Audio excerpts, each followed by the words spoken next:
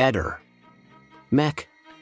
Pallister. La morte di Liliana continua a sollevare domande senza risposta, mentre gli investigatori cercano di districare il groviglio di indizi che ruotano attorno al suo tragico destino. Un attento esame delle lesioni sul suo corpo e delle circostanze del ritrovamento rivela una storia complessa, che potrebbe portare a nuove ipotesi su cosa sia realmente accaduto. L'autopsia ha rivelato una serie di lesioni che potrebbero essere cruciali per comprendere le ultime ore di vita di Liliana. Tra queste, una vecchia frattura al naso che indica un passato di possibili abusi fisici, sebbene questa frattura non possa essere direttamente collegata alla sua morte. Suggerisce un modello di violenza che potrebbe aver avuto un ruolo nel suo destino finale. Le tumefazioni alla testa rappresentano un altro elemento critico. Queste lesioni potrebbero derivare da colpi inflitti con un oggetto contundente, forse nel corso di una colluttazione. Tali segni sono spesso indicativi di un attacco violento,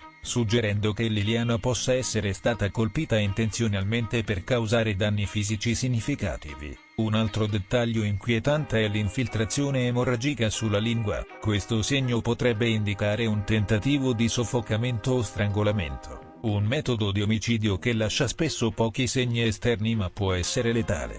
La compressione del collo è una possibilità che gli investigatori stanno prendendo seriamente in considerazione. La seconda autopsia ha portato alla luce un'ulteriore lesione, una frattura alla vertebra toracica T2. Questa lesione potrebbe suggerire un trauma significativo, potenzialmente causato da un impatto violento. La posizione della frattura indica che Liliana potrebbe aver subito un colpo alla schiena o una forte pressione sull'area toracica. Eventi che potrebbero essere compatibili con una caduta violenta o un'aggressione fisica. Il corpo di Liliana è stato rinvenuto in un boschetto, avvolto in sacchi di plastica. Questa scena suggerisce un tentativo di nascondere il corpo, forse per simulare un suicidio. Tuttavia, gli investigatori hanno notato che la condizione degli abiti e delle scarpe di Liliana non era compatibile con il terreno del boschetto, suggerendo che il corpo potrebbe essere stato spostato lì post mortem.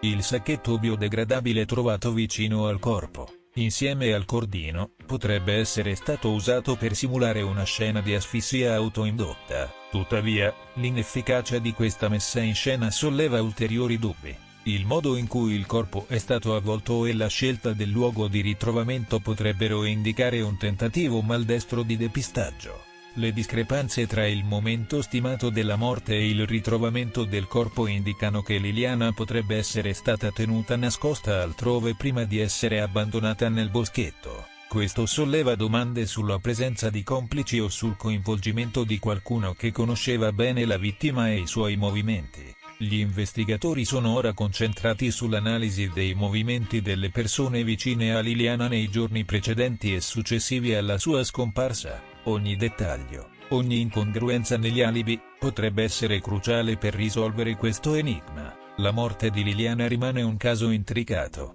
avvolto nel mistero e nel dolore. Le lesioni sul suo corpo, unite alle circostanze del ritrovamento, suggeriscono una storia di violenza e occultamento che necessita di ulteriori indagini. La frattura alla vertebra toracica T2, in particolare, rappresenta un ulteriore tassello nel puzzle di questa tragica vicenda. Questo tipo di lesione potrebbe indicare un trauma significativo, compatibile con un'aggressione o una caduta violenta, che aggiunge complessità al caso. Mentre gli investigatori proseguono il loro lavoro, la speranza è che la verità possa emergere, portando giustizia alla memoria di Liliana. Gli indizi raccolti finora devono essere analizzati con attenzione, e ogni nuovo elemento può essere cruciale per ricostruire i fatti. La comunità attende con ansia ulteriori sviluppi, nella speranza che il mistero possa essere risolto e che i responsabili siano chiamati a rispondere delle loro azioni. La storia di Liliana è un doloroso promemoria della fragilità della vita e dell'importanza di perseguire la verità,